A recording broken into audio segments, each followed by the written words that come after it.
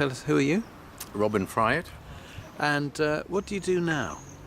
I drive a taxi. Yeah. My own taxi. And what did you do before you decided to drive a taxi?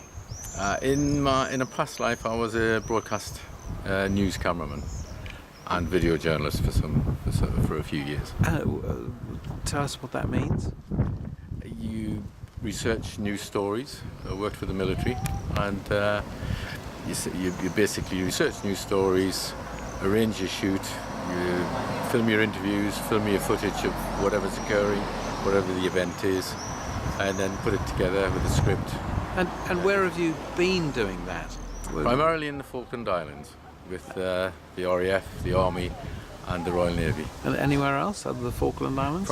Primarily the Falkland and St Helena. We did a documentary out of St Helena where young St Helenians were joining the British military. Uh-huh. And we spent some time talking about youth today. Yes. And you sort of said what you think young people could do. Yes, we talked about opportunity and developing interest and enthusiasm. And do you think young people should be doing more of that? Given the opportunity, yes, and given the right support and opportunities. The doors are there, guiding them to them, and possibly helping them to open them and go through them. And have you ever been asked? Cliched stuff. Have you ever been asked to give your views in a school? Have you ever been asked to go into a school? I've got vague memories of being asked to talk. I think it was in Stanley in the Falklands. We produced a video for the local students, which won them a piano actually. But there you go. But in the UK, have you been asked Not at in all? the UK, I don't think so. So do you think people know that there's this extraordinary history behind what they would otherwise think is just a taxi driver?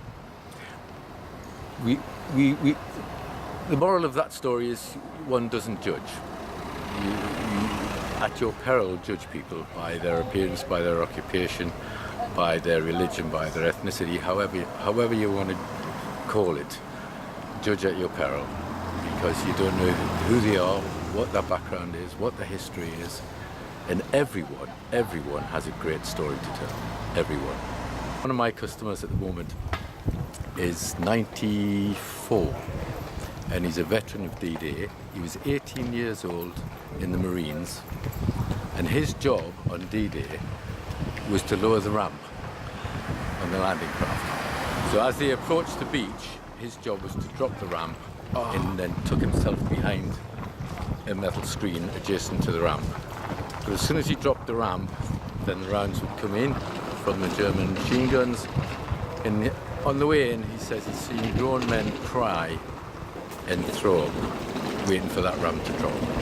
Incredible stories, incredible stories. Oh my goodness. Absolutely. So you just don't know who you're talking to. You don't know who's walking past you in the street. Yeah.